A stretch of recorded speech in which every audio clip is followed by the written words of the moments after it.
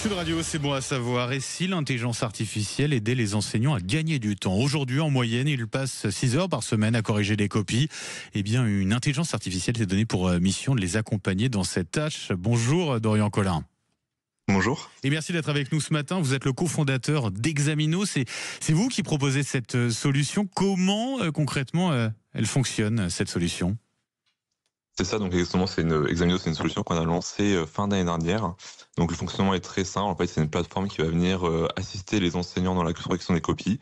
Donc le fonctionnement se déroule en 3 étapes majeures. La première étape, ça va être d'importer le sujet dans l'outil. Ensuite, l'enseignant va importer l'ensemble des copies d'élèves. Et enfin, en quelques secondes, on va avoir une correction détaillée de chaque copie d'élève. Et alors, pour cela, donc ça veut dire que globalement, vous pensez faire économiser combien de temps avec cette solution aux enseignants?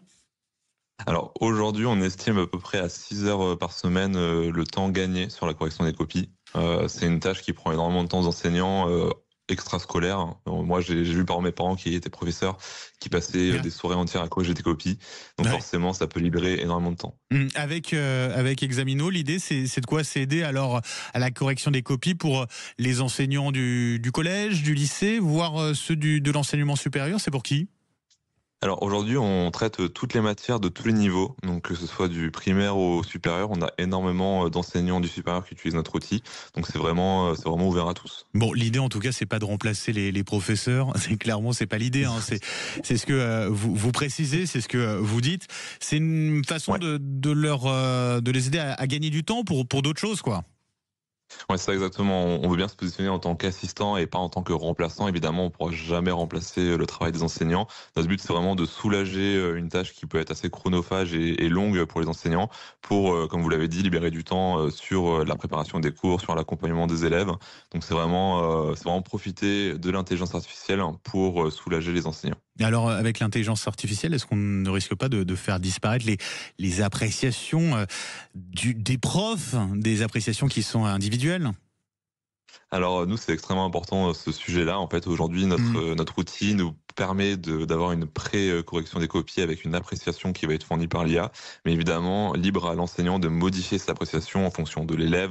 Si c'est un élève, par exemple, qui va participer plus souvent en cours, qui va être assez impliqué dans le cours, l'enseignant va pouvoir modifier ce barème après que l'IA l'ait corrigé et il va pouvoir l'ajuster en fonction de l'élève. Ça veut dire qu'on aura des appréciations assez précises. Ça peut donner quoi, par exemple, Dorian Collin?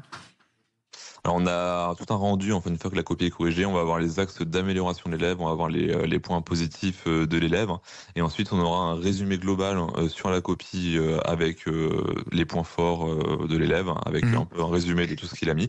On aura aussi une vue détaillée de l'ensemble de la classe, donc qui va nous permettre de voir si une classe a été moins performante pour un examen précis. Voilà. Et alors, est-ce que vous l'avez déjà testé, Examino, avec des enseignants? Exactement. Aujourd'hui, on a un peu plus de 8000 enseignants qui utilisent notre outil tous les jours.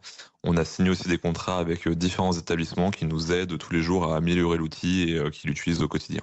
Avec, dans l'idée, potentiellement, je ne sais pas, de proposer à l'Éducation nationale de généraliser l'utilisation d'Examino. Je ne sais pas si vous êtes en lien avec le ministère de l'Éducation.